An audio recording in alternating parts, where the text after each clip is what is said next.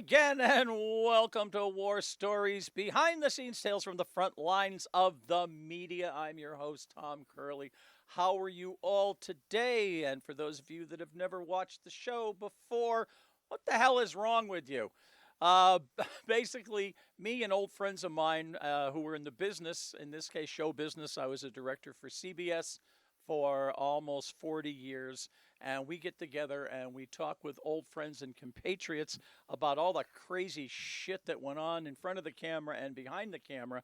And back for another half hour of abuse, my old friend Joe Marcus. Joey, how are you today? All right. How are you? I am just ducky. so, um, so, so anyway, we had a great time in the last episode. Joey was the head audio engineer for the CBS Morning News for 35 plus years. He was there through every iteration of the morning news. Uh, what did you count? 23 executive producers or something? I You think actually right. remember most I'm of them. pretty sure it's when I left, it was 23 executive producers and Wow. countless anchor people because there were so many overlaps of one would leave, another one would come in, and different ones, and there would we had newsreaders, separate newsreaders at one for a good part of the time. Then they did Yep. away with that. We had The weather people, we didn't have weather people. It changed, but Yes, you would remember early on um, when the morning news first started. It was Bill Curtis and Diane Sawyer, and they lasted a while. But there was a period yeah, because the morning news was always number three. Um, I think maybe right. once or twice it got to be number two. But I mean, one of the things that always cracked me up through my whole career, people would go, what do you do for a living?" I said, I'm an audio guy at CBS. "Oh, what show do you work on?" I go, "I work on the CBS Morning News." And they'll go, "Oh, I watch the Today Show," or "Oh, I watch Good Morning America." Nobody would ever Right. say, "Oh yeah, I watch that show." So there was a period. Remember, there was a period of time where, like, every year, because our ratings were always number three, they would fire the anchors.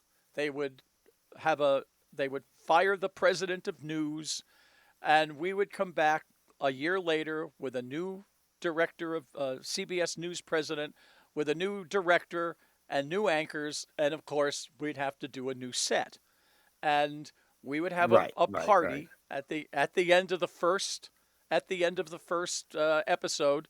There would be a party in the studio, and they would bring in champagne and cake, and the president would get up and say, "We are sticking with this format until we're number one. These are our guys." And then a year later, we'd be at the same party with a different news Right. Right. president and two different anchors.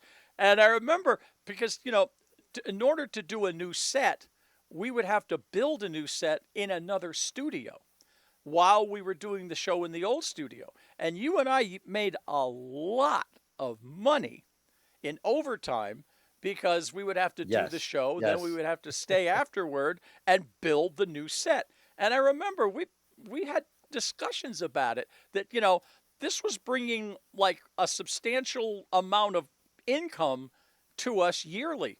And then after, I don't know, maybe it Right. was like 5 years, they stopped. They stuck with the people, and we lost all this money. And it's like, damn it, But I know you do remember. One of the things that we did is that anytime we would have these parties, they would always order more champagne than people drank. So we would take it and we would store it in the audio lockers. So we had a liquor cabinet.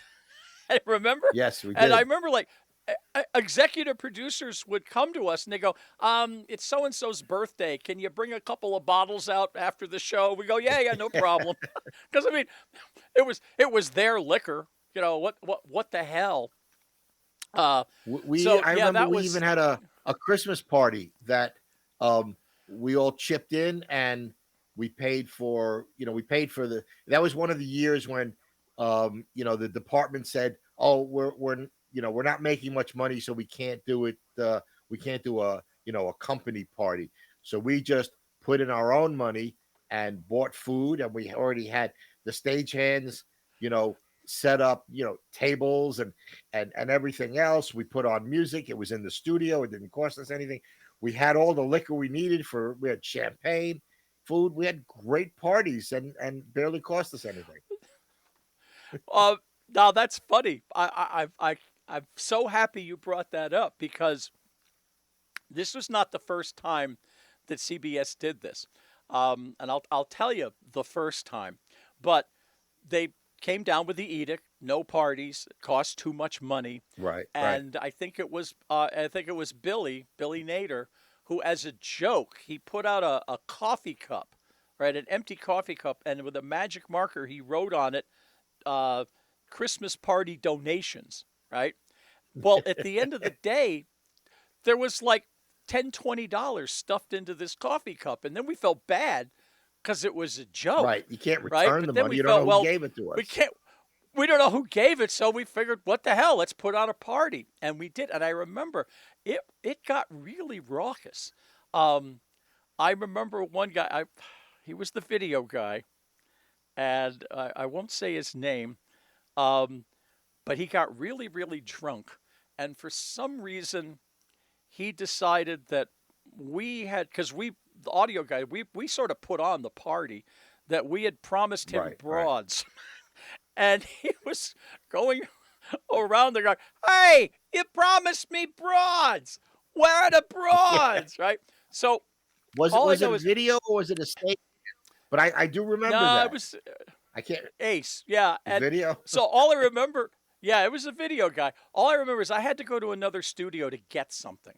All right. And it was an empty control room. Right. Well, as I walked in, um, Frank and Phil, our two bosses, like the vice president and our immediate boss, were in there just talking, right? And I come in, "Hi guys," and he goes, "Hi guys," and I said, "Come on over to the party." And while we're talking, the same video guy, for some reason, kicks the door open, and he looks at me and goes, "Where are the broads? You promised me broads." And then he left. And and my two bosses look at me, and I looked at them, and I went, "Got me." And I left. Yeah, that was strange. Um, Here's where that originated. When I was at WCBS FM, and it was in the 70s. It was shortly after Bill Paley retired, and the current CEO of CBS was, we had a string of them. One was the CEO, former CEO of Pillsbury Doe. Another one was a former CEO of American Express, and I think this guy used to be the CEO of Coca-Cola. But anyway, he came to work one day, and CBS FM was at Black Rock, which was the CBS headquarters, which is at 53rd and 6th Avenue. So he comes to work one day, and the entire block from 5th Avenue to 6th Avenue, between 52nd and 53rd Street, there are like 20 stretch black limousines parked. Okay? And he goes, "Gee, what the hell is that all about?" So he goes to his assistant, who, now the only reason I know this story is because his assistant was married to Bill Brown, a disc jockey that I worked with every day, and we knew each other. We met. Debbie used to work for CBS FM. So anyway, he went to her and said, "Can you find out why there are 20 stretch limos parked outside the building?" So she said, "Yeah, I'll figure it out." So the first thing she does is she calls the record division. Now the record division was on the second floor to the fourth floor, and I am not kidding, but there used to be a stairway that went all the way from the 36th floor all the way down to the first floor. You could walk down the stairs. Right. If you walk down the stairs and you went from the fourth floor to the second floor, you entered a cloud of smoke. Okay. And if you made it down to the first floor, you were very, very stoned because that's where everybody in the records would go out to get high. So she calls the record division. It turns out that they were there because of the record division. The record division, CBS Records, which was really big, was doing a Right. Yes. Christmas party. And the 20 stretch limos, the party was at some resort upstate. And they flew all these people in, these guests, paid their airfare, and they had 20 stretch limousines that all had gourmet box lunches and a full bar to drive them up to this party. So she did a little more research. Now, this president wanted to know how much this cost. Now, this is in 1975 dollars. $750,000 for this Christmas party from the records division alone. So then he did a thing. How much does CBS spend on Christmas parties? Over $2 million a year was spent on Christmas parties. Really? So yes, so no Christmas parties. And that lasted a couple of years. And then, of course, everything went back to normal. He left. Right. Another Right. guy came in, didn't know about it. But that happened to be with us one of those phases where a president asked, how much do we spend on Christmas parties? Found out, and no Christmas parties. So that's where that came from. But Yeah. yeah, that was absolutely wacky. Well, the Um, parties that they had, they would typically have them in a nightclub or some fancy restaurant. The food alone in oh those yeah, places, it's like a wedding, for that, that we're doing it. And then the liquor that they have there, it's though I can see them being oh very yeah. expensive. Our party, we didn't pay for the room, we didn't pay for the music. There was no DJ. It was us. Us, yep. The liquor was And free. And what did we do? was We free. got some cold cuts and stuff like that. Some everyday food that everybody loved. Yeah, give me more. Give me sandwiches and stuff. Yeah, food is a big thing in broadcasting, especially free food. You Yes. never pass up free food. Um, do you Right. remember there was one member of our crew, and you'll remember him, Don Corrado. Yeah. Don was one of the sweetest human beings on the planet Earth. Right. Right. Don was what we called back then one of the old timers. He was one of the guys that started in the 50s. And his big claim to fame, do you know what his main job used to be? Don was the guy that jingled the keys at the beginning of Captain Kangaroo, the theme song. I Or didn't da know da da that. da Oh, da da okay. da. I know that Yeah. was his thing. He was an audio guy. Well, Yeah. by this Yes. time, he was in his later years, probably in his 60s, and he was a utility guy. I'll tell you two stories about Don. Uh, but one of the things that Don did, and everybody sort of made fun of him, was he would collect. We had food every day. Okay, they would bring up food, breakfast. Bagels, Right. donuts, coffee, and Don would keep all the leftovers, all the donuts that didn't get eaten, all the bagels, and all the food, and he would keep it in his locker, right? But the other thing he did is he collected cans, soda cans, because you got a nickel deposit on them, and he would always go around whenever we had a party. Remember, save those cans, and we all used to make fun of him. Because oh my God, his cabinet has got all that food in it. It must be infested with roaches. And what is his obsession with the cans? Well, I found out one day, way later on, that what he did is that every day after the show, Don would take all of the food that we didn't eat, and he'd go all around the building to all the security guards and made sure that they had breakfast. He would go to the janitors and made sure that they had breakfast. And those cans, he would take them and he would turn them in, and he would donate that money to a charity. I think it was like for homeless people or something. So it was like we were always, and I always felt bad. I Wow. said we were always like, making jokes, but the guy was, he was so sweet. Um, but here's the cool thing. I haven't told this story on War Stories, but I've told this story many, many times about how important it is to listen to your elders. Okay. Um, we were doing the Joan Rivers show. Okay. And Joan Rivers show was the late 80s, and um, digital effects devices, digital DBX 90, Right. basically machines that were digital that you could use to make reverb. All right, had just come out, and we were Oh, okay. Right. installing Right. one Yeah. on the River Show. We had them. We all had them, and we were excited, because this is new technology. This is great. You've got 100 different reverb settings at the at just like that. Right. So anyway, we're setting it up, and Don was one of my assists, and he goes, "What's that?" And I said, "Oh, it's this great. It's a digital reverb." He goes, "Oh, I don't want any of that newfangled digital shit." I said, when we used to do music, we'd take a 635 mic and we would just hang it up in the rafters up in the back of the grid, and that's what we use for echo. And I went, "Oh yeah, okay, Don, fine." So fast forward a couple of months, we got a live show coming, and we have a band because we used to have bands a lot. And the digital effects device crapped the bed. It died, gone. And it's like a half hour to air. And I'm like, what the hell am I going to do? Son of a bitch. I am screwed. And then all of a sudden, that conversation came back to me. So I went and I got a 635, which for the unaudio out there is like the cheapest mic that you can get, but it's a workhorse. I mean, you can pound nails with it, and Yes. you Yes. can't break it.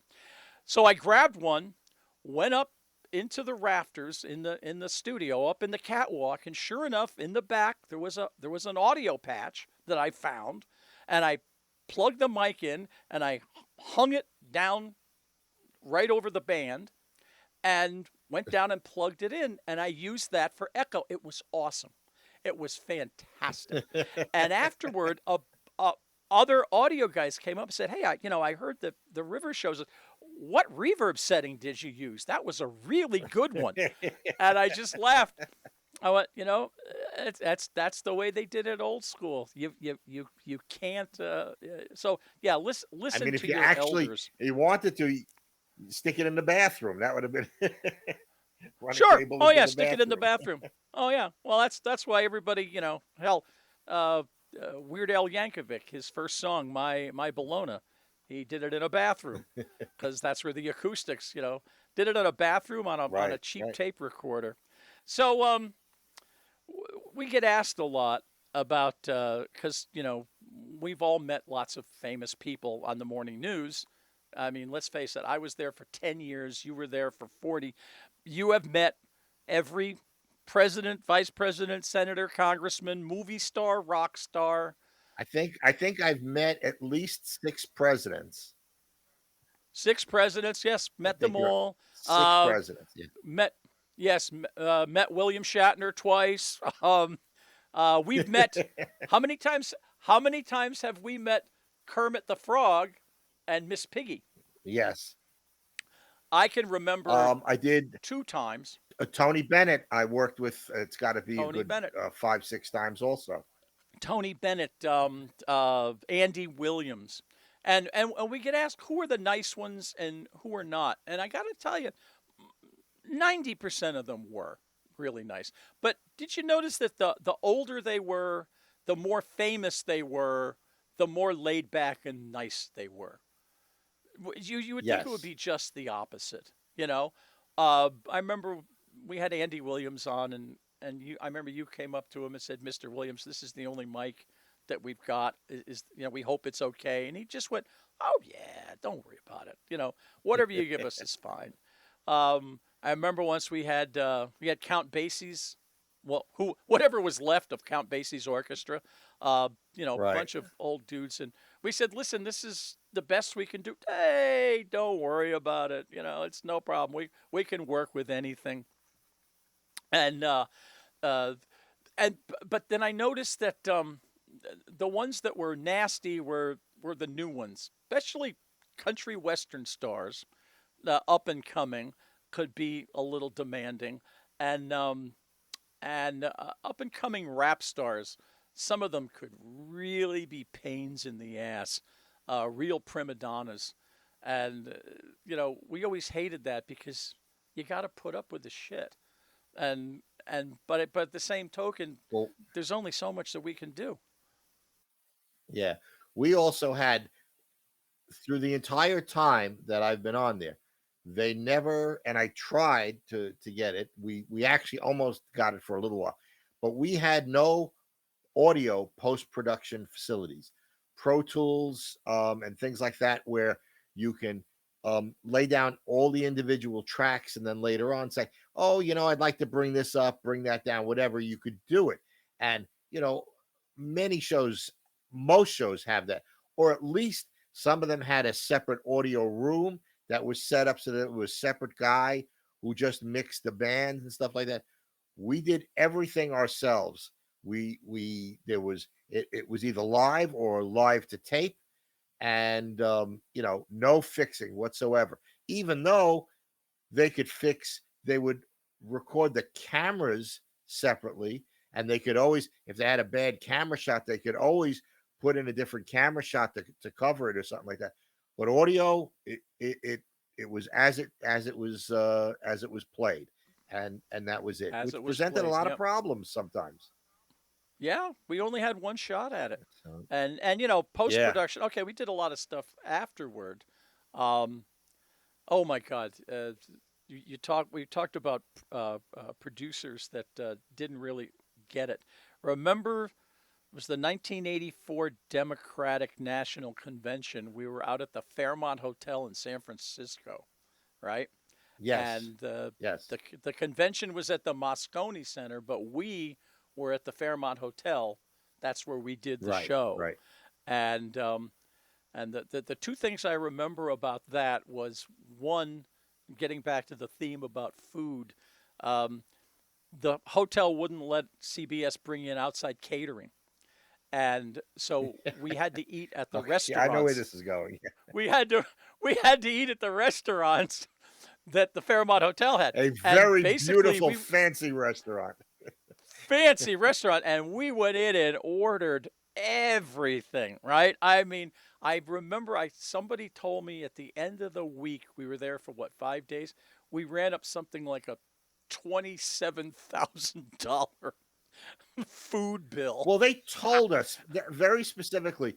They said you can order whatever you want, and Ever you want. this was including for dinners. It meant steaks and whatever it could be. The What I remember is the problem was, especially lunchtime, we had an hour for lunch, and there's this long table full of all the technicians and everything, and we're sitting in there, and everybody orders whatever they want, and it's all different. Now, normally in a restaurant like that, they wait and they take their time, and when everything is cooked, they bring the all the meals out together as you would. They're not going. They don't. If there's four people at a table, oh, this was ready now, and then 10 minutes later, bring out something else. Well, it turned out the hour meal that we were supposed to have, it was at least 45 minutes before they even started to bring out the food because they were waiting for everything. And it turned out it was like an hour and a half, 2 hour meal all of a sudden. So they came back and they said, look, we don't care what they told the restaurant people, we don't care what they order. Whenever it's ready, you just bring it out to the person. And that's it. We want to get these people in and out as fast as possible. In and out. Well, I remember the first night. The first night, when we realized we could eat there, so we were all eating and we were hanging out with the director, great guy, and he was drinking silver bullets. So, he's the director. So we all Right. ordered silver bullets. And we ordered more than one. So by the time we got back to work, we were all very relaxed and very, very relaxed. So I remember we're doing our thing and we're setting up and we're in the truck. And I remember, I don't know if it was you or me, but I looked up and it was like 1 minute to 3 o'clock, right? And for some reason, I said something. I We should be aware of something. Then I said, wait a minute. And I said, guys, I said what? I said, we're in San Francisco. We're 3 hours behind. They said, yeah. So I said, well, it's almost 3 o'clock, which means it's 6 o'clock. Aren't we supposed to go on the air in a minute? And everybody just went, "Oh my God!" Oh my God. They all suddenly realized that yes, but because we were all so relaxed, we all just did it. We just went on the air like it was no big deal. Nobody knew that in 30 seconds before, nobody had any idea that we were supposed. I mean, thank God one of us noticed because I don't know how long it would have taken before, somebody said, in New York, to call us up, you know, and tell us about that. I have pictures from that. I remember the it was a we were in a bus. It was a remote truck, but it was like set up in a bus. And I A remember bus, they yeah. had to level it. We were on a very steep hill on the backside of the Fairmont. So they built a platform that was at least 3 feet high that they had to back the bus onto so that the rear of the bus was about 3 feet off the ground while the front of the bus was on the ground to keep it level on the hill. And then every I time, they were remember worried that. about the weight of this thing. And every time a trolley went by, the whole thing would shake and wobble back and forth. And we're just saying, please, please don't fall down. Please don't. Because where was the audio booth in this bus? At the very back. uh, yes, it always Probably. is. Yeah, always. Where we were always in the back. Yeah. Um, And that's where they so they threw in the San Francisco Mime Troupe. Do you remember them? They came yeah, in the day before and they said, "Oh, you know what? We have tomorrow. We're going to have the San Francisco Mime Troupe." And I'm looking at them like, "Oh, geez." So the one time they tell me in advance, "Who is it?" It's a mime troupe. What do I have to worry about, right? what do you have to worry So about? Right, I just exactly. I didn't find out. Well, the following day, I came in, and it turns out that they have a six-piece band, and they have a separate bunch of singers, and they do this whole big performance thing. So they decided then that they were going to post tape it. Um, so all we could do is put a couple of mics out for the people who sang, and one or two mics to cover the whole band. We didn't have anything else. And as it turned out, I don't think it was very political, and I don't think they aired it. I don't think it ever aired, but we definitely recorded it and Really? did the whole thing. Wow. But that was yes, the San Francisco Mime Troupe that I'm saying. Oh, here's the one thing they tell me about in advance that we're going to have, and I'm figuring, what am I going to do? There's going to be some guy there, like doing stuff with feeling Yeah, right, right. a box. Well, in the movie Mel Brooks's movie Silent Movie, which was a silent movie, there was only Yes, one person that yes, had a Marcel Marceau, yeah. the mime. He was the only one that had a line. No! Now, what I remember from that was we also had the Miami Sound Machine, Gloria Estefan. She was very big back then. But that And wasn't there. That was in Miami. was that in Miami? Are you sure? Yeah, I Because think I that thought was in I was there. Miami. Well, all I remember is that we had you had told the producer that he had to get a foldback system, a feedback, speakers, monitor speakers Yes, for yeah. the band, and he came in the next day with a little speaker from Radio Shack like It this. was it was a stereo that you would buy in a department store, one of these cheap little stereos, and it had these small speakers, and we had, first of all, I mean, that's all we had to play back so that they can listen to it. And again, no time to even find anything else. There was nothing even remotely close to anything. So we had to like do some makeshift adapters. It was overloading the whole system there, but it was good enough for them to at least hear what was going on. It was yeah, it was like, you got to be kidding me. This is the best they can do.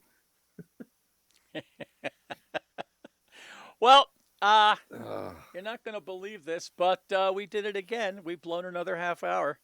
And I'm not sure if we got to talking about what we wanted to talk about, but that is sort of like the theme of this show. Senility is sort of a wonderful thing.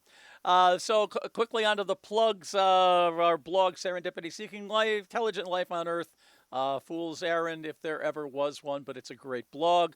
The Voicescapes Audio Theater, my audio theater group for the best in audio theater and drama, half-hour radio show. Cult radio hit from the 80s is still around. And, of course, my sister podcast, Get Off My Lawn, with myself, Tom Curley, where we talk about life, the universe, and whatever the hell else I want to talk about, or mostly whatever's in the prompter. Joey, thank you. This is so cool. We have got so many more stories, and we will get to them, but not right now. See ya.